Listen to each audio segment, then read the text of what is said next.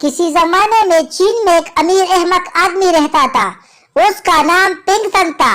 اس کا ایک نوکر پوش شیخ تھا۔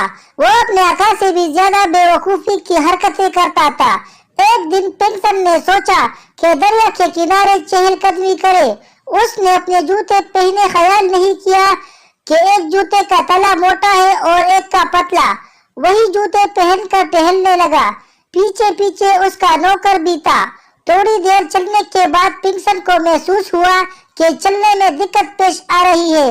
ایک پیر دوسرے کو مقابلے میں نیچے چلا جاتا تھا۔ نوکر سے کہا، میرے پیر میں شاید کچھ تکلیف ہے۔ نوکر نے جواب دیا، شاید بارش سے سڑک پر گڑھے پڑ گئے ہیں۔ ایک آدمی ادھر سے گزر رہا تھا۔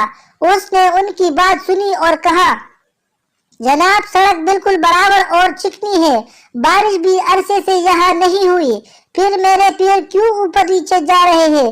پنگسن نے پوچھا۔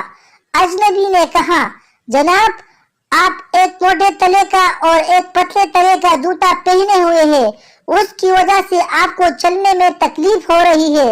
اگر آپ کے دونوں جوتوں کے تلے برابر ہو تو چلنا کچھ دشوار نہیں ہوگا اور آپ کو ٹہلنے میں لطف آئے گا۔ پنگسن نے جوتوں کی طرف دیکھا اور یقین ہو گیا کہ آدمی ٹھیک کہہ رہا ہے۔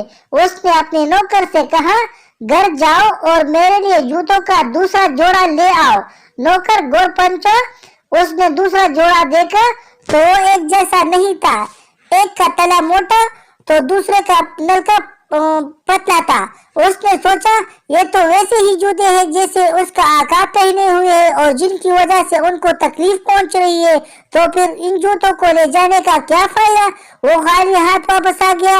پنگسن نے اسے دیکھا تو پوچھا، میرے دوسرے جوتے کہاں ہیں؟ نوکر نے جواب دیا، میرے آقا آپ نے جوتے لانے کا کہا تھا، میں نے ان جوتوں کو غور سے دیکھا تو پتا چلا وہ بھی بالکل ایسے ہی جوڑا ہے، ایک کا تلا پتلا اور ایک کا موٹا ہے، اس لیے میں نہیں لایا۔ میں خوش قسمت ہوں کہ مجھے تم جیسا عقل مند نوکر ملا ہے، آج شاید قسمت میں تکلیف ہی لکھی تھی۔ پنگسن نے کہا اور ان جوتوں کے ساتھ چہل قدمی کرتے رہے۔